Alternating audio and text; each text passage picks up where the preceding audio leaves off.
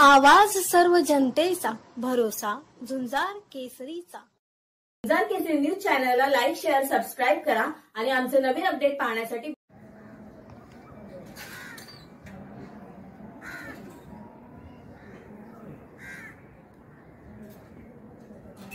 नमस्कार, मी अरुण साळवे, ठाणे जिल्हा प्रतिनिधी झुंजार केसरी। आता आपण आहोत कळवा ईस्टला। कळवा ईस्ट आपण विकासाचं माहेरघर जसं आपण सांगतो तसा अनधिकृत घरांचं देखील माहेरघर बनत चाललेलं आहे। आता आपण कळवा ईस्ट आत्मनेश्वर नगर नंबर 1 इथे जय भवानी चाळ इथे वरती डोंगरावरती आहोत। आता आपण पाहू शकता, आपण डोंगराच्या एकदम शेवटच्या कोपऱ्याला उभे आहोत। तिथे अनधिकृत बांधकाम झालेलं आहे ते दाखवण्याकरता आज मी आपल्या समोर येत आहे।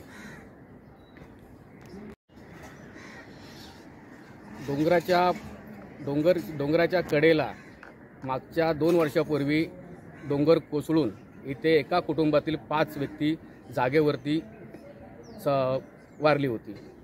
त्याचं भुगतान म्हणून ठाणे महानगरपालिकेला त्यांना 25 लाख रुपये द्यावे लागले। तरी येथील ठेकेदार इथे झोपडपट्टी दादा हे तरी त्यांच्या मनमारी कारभार कसा करू शकतात आणि इथे कशी लोकांना घरं बांधून देऊ शकतात। आता जे इथे घर आम्ही तुम्हाला दाखवत आहोत हे घर एका नेपाळ्याचं आहे। आता नेपाळी तो तर महाराष्ट्रातला नाही आहे, भारतातला नाही आहे, तो नेपाळी इथं येऊन आमच्या कळव्यामध्ये एका कोपऱ्यात डोंगरात मस्त स्वतःचं घर बांधतो।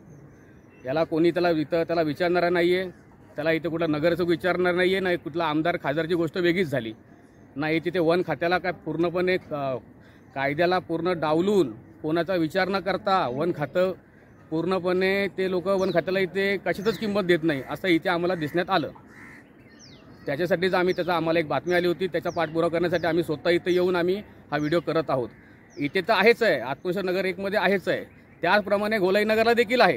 गोलाई नगरला गोलाई देवी मंदिराच्या पुढच्या साईडला आत्ता 4 रूम तयार झालेत नवीन। आता हे फॉरेस्टला माहीत नसेल का, त्या वन अधिकाऱ्यांना माहीत नसेल का? वन अधिकाऱ्यांना न माहिती पडता अशी कामं होतात का? लोकप्रतिनिधी, समाजसेवक वारंवार तक्रारी करत असतात, वारंवार त्यांना सांगत असतात, तरी देखील अशी कामं कशी होतात? वन खात्याने याच्यावरती विचार करावा आणि याच्यावरती कारवाई करावी आणि जे समाजकंटक झोपडपट्टी दादा यांच्यावरती गुन्हे दाखल करून त्यांना अटक करावी आणि अशी होणारी कामं बंद करावी। कारण ही जी कामं इथे चालत राहिली, हे डोंगर पोखरून वरपर्यंत जात राहिले, त्यांच्यामुळे खाली राहणाऱ्या 15-20 वर्षापासून राहणाऱ्या लोकांना त्यांच्यामुळे धोका निर्माण होतो। हे आत्ता बांधलेल्या घरामुळे जर त्यांनी वन खात्याने जर कारवाई लावली तर त्याच्या घराबरोबर अजून वन खातं अजून 10-15 घरं तोडतं। तर ते बंद झालं पाहिजे। ज्याचा रूम आहे त्याचाच रूम तोडा, नवीन बांधलेलाच रूम तोडा, पूर्ण त्याला निकाशित करा। तुम्ही कारवाई करताना कशी करता? फक्त त्याचा पत्र्याचा एक कोपरा तोडता। वन खात्याला माझी विनंती आहे, तुम्ही कारवाई करताना ती पूर्णपणे करा, जेणेकरून त्याची परत हिंमत झाली ना पाहिजे, त्या झोपडपट्टी दादाची हिंमत झाली ना पाहिजे। त्याच्यावरती अशी कलमं लावा की त्याने याच्यापुढे अशी कामं करण्याची त्याने परत इच्छाच व्यक्त नाही केली पाहिजे।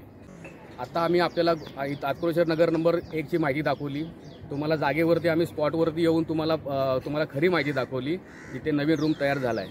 आता याच्यात वन खातं कारवाई करू शकत नाही। आता याच्यापुढे आम्ही तुम्हाला गोलाई नगरची दाखवू की किती कामं होतात, काही होतात। गोलाई नगरची कामं तर आचारसंहितेमध्ये झालेली आहेत। त्यांनी तर संपूर्ण याला प्रशासनाला त्या लोकांनी तर वेटीचं धरल्यासारखं दिसतंय आम्हाला, की असं कोणत्या हिशोबाने ते कामं करून घेतात तेही कळत नाही। ठीक आहे, आता जर त्यांनी आम्ही एवढी बातमी देऊन देखील जर वन खात्याने जर कारवाई नाही केली बातमी देऊन, तर आम्ही पुन्हा या स्पॉटवर येऊन पुन्हा आम्ही आमच्या चॅनेलमार्फत आम्ही आपल्यापर्यंत ही बातमी पोहोचवण्याचा प्रयत्न करू। धन्यवाद। झुंजार केसरी अरुण साळवे।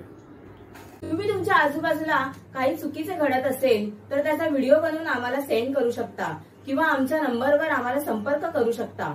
आम्ही तो होणारा अन्याय नक्कीच महाराष्ट्राच्या जनतेसमोर आणून न्याय मिळवून देण्याचा प्रयत्न करू। आवाज सर्व जनतेचा, भरोसा झुंजार केसरी।